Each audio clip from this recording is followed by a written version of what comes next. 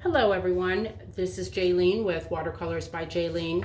Thank you for joining me today on Patreon, and I just want to go over how I cut my paper for the greeting cards that I make.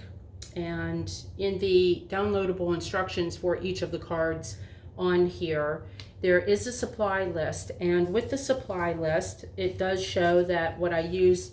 My standard card is a 4 by 5.5 card, blank card with matching envelope. Now on the cards, I do put a stamp on there, and then I handwrite my name in so that anyone that receives a card knows that was crafted by me. So those are the cards that I use. Now the watercolor paper, I purchase it at the craft store.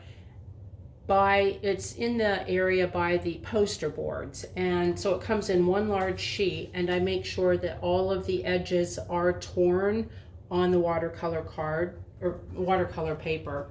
And it's a cold press 130-pound paper, so it starts out larger. And what I do is I just fold it in half, and I hope this all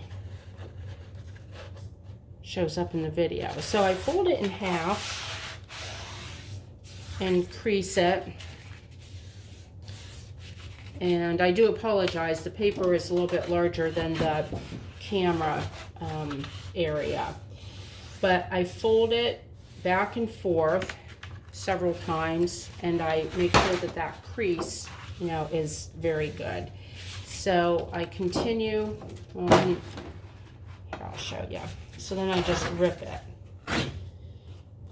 Set that one aside, and then I just keep doing this until they get smaller and smaller, and they end up being 2 3/4 inches by 3 3/4 inch. I know it sounds kind of like an odd size, but that's just how it works out as you keep ripping this down. And I believe you get 64 pieces, 64 of the small pieces out of one large piece.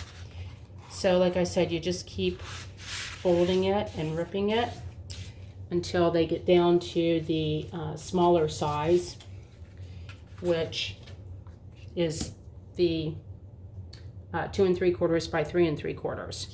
So that is how we work that.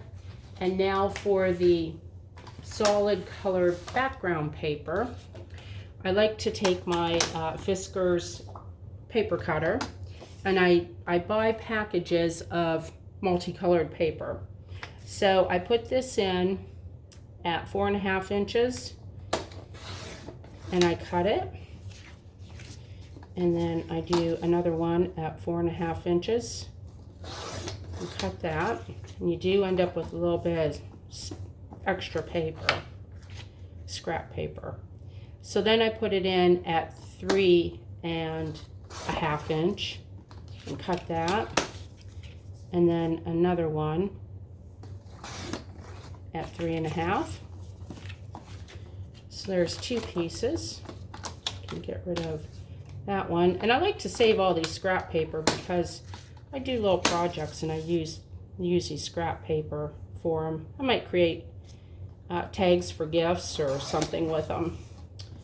Okay, so then this is 3.5, and another one at 3.5. So you get 4 3.5 by 4.5 background papers out of one piece of paper. And so I do have my little container here, and I might sit and cut a bunch of paper at one time. That way I have a lot of different choices to choose from, and you can see here I've even gone through and already put borders around some of these, which I do that ahead of time. So I like to have a nice supply of already cut paper, and I do have my watercolor papers that I've already ripped down to the correct size as well.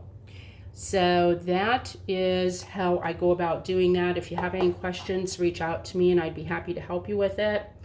And until next time, happy crafting, and thank you once again for joining me on Patreon. I appreciate your support, and I look forward to crafting with you soon.